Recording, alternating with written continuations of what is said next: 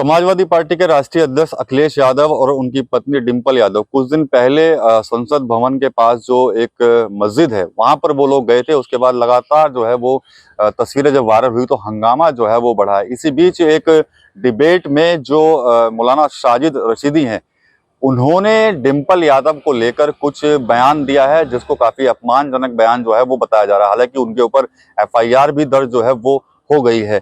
Samajwadi party के लोग लगातार उनका विरोध कर रहे हैं। इसके अलावा सोशल मीडिया पर भी जो डिंपल यादव को लेकर जो टिप्पणी उनके द्वारा की गई थी उसको लेकर काफी निंदा जो है मौलाना साजिद रशीदी की हो रही है। अब ऐसे में हम चाह रहे थे कि इस पूरे प्रकरण में किसी मुस्लिम धर्मगुरु से बात हो जाए, तो सहारनपुर के जो मुस्लिम धर्मगुरु हैं कारी इशाक गोरा, जो कि देवबंदी उलेमा भी हैं और जमीयत एक संगठन है उनका, जमीयत दावतुल मुस्लिमीन, उसके वो संरक्षक भी हैं। उनसे हम बात करेंगे। हालांकि वो मक्का में है तो वीडियो कॉन्फ्रेंस के जरिए उनसे बात करते हैं और जिस तरह से जो बयान दिया गया है डिंपल यादव पर मौलाना साजिद रशीदी की तरफ से, उस पर वो कुछ क्या कहते हैं, क्योंकि वो भी खुद एक इमाम भी हैं।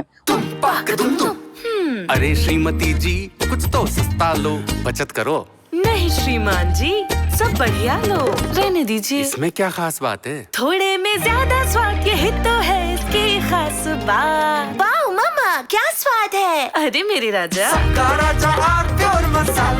उनसे यहाँ पर जानकारी करेंगे और उनसे बात करेंगे और उनसे पूछेंगे कि उनका क्या कुछ प्रतिक्रिया है। तो कारी साहब से हमने यहाँ पर कनेक्ट करने की कोशिश कर रहे हैं हम उनको, और कनेक्ट हो गया है। कारी साहब नमस्कार, कैसे हैं आप? नमस्कार, कैसे हैं आप? ठीक हैं जी, कैसा रहा आपका? आप सुना है आप हज पर हैं, सफर पर हैं? हाँ, मैं उम्रे के सफर पे हूँ और यहाँ कुछ प्रोग्राम थे मक्का में और मदीने में, तो उसमें भी शिरकत करनी थी, तो दोनों चीजें फिर एक साथ कर ली। अच्छा, चलिए, आप मक्का में हैं, वहां पर खबरें तो मिल रही होंगी हिंदुस्तान से, क्या कुछ चल रहा है? हाँ, काफी पत्रकार, जिम्मेदार जो पत्रकार हैं, उन्होंने काफी वीडियो भेजी हैं और सुनी तो बहुत ही हैरतजदा भी थी और देखने में भी सुनने में भी बहुत अजीब लगा। एक तो वो वीडियो देखी और फोटो देखे जहां पर मस्जिद के अंदर बैठकर बाकायदगी से एक मीटिंग हो रही है, तो वो कहीं ना कहीं एक लोगों को विचलित करती है। फिर साथ ही जो है एक वीडियो देखने को मिली जिसमें एक शख्स जो आमतौर पर टीवी पर नजर आते हैं, उनके नाम के आगे मौलाना भी लगता है, मौलाना साजिद रशीदी साहब, तो उन्होंने जो है जो बयान दिया है वो यकीनन बहुत ही आपत्तिजनक है और मजहबी तालीमात के खिलाफ है। वो कहीं ना कहीं महिलाओं के सम्मान पर जो है गहरा असर डालता है। अच्छा, आप भी एक इमाम साहब हैं और वो भी इमाम संगठन चलाते हैं अपना, तो क्या लगता है कि इस तरह का बयान जो है वो क्या कुछ वजह हो सकती है उसके पीछे? देखिए, एक इमाम होना अलग चीज हो जाती है और किसी के नाम के आगे मौलाना लगना वो अलग चीज हो जाती है। जब कोई व्यक्ति के नाम के आगे मौलाना लगता है तो यकीनन उसने तालीम हासिल की है और वो मजहबी तालीम को अपने अंदर उतारा हुआ है, तो उसे जो है बहुत सोच समझकर और मजहबी तालीमात के हिसाब से बोलना चाहिए।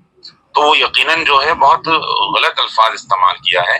और देखिए, गलती इंसान से हो जाती है और ये गलती जो है हमको एक्सेप्ट करनी चाहिए और तमाम, सिर्फ महिलाओं से नहीं बल्कि तमाम जनता से माफी मांगनी चाहिए।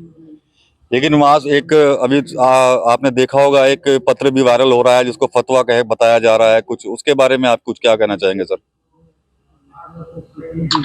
देखिए, वो चीजें जो हैं बेबुनियाद हैं और ये बिला वजह का एक सियासी इशू खड़ा करने की कोशिश है। देखिए, इसमें कोई शक नहीं है कि मस्जिद तो है वो एक अल्लाह का घर है और बहुत मुकद्दस जगह होती है।